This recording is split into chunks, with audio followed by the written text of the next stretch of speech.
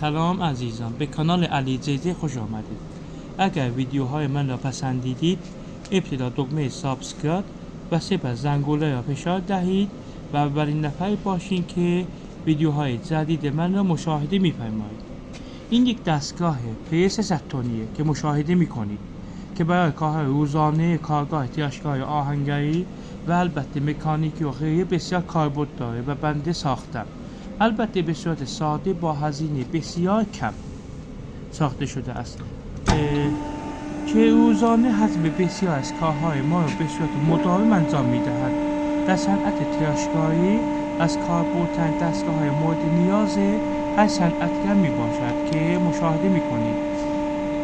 در صورت نیاز هر گونه سوال و راهنمایی با کامنت گذاشتن می‌توانید از بنده مشاوره بگیرید.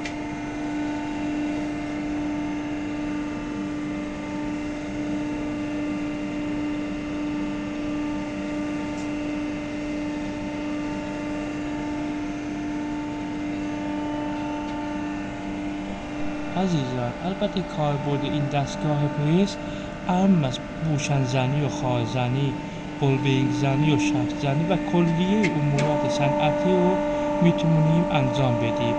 البته با ساختن انواع قالب میتونیم یک کارگاه کوچکم راه بیاندازیم که میتونه امرار معاش طرف مقابل انجام بده. هر عملی رو میتونیم انجام بدیم.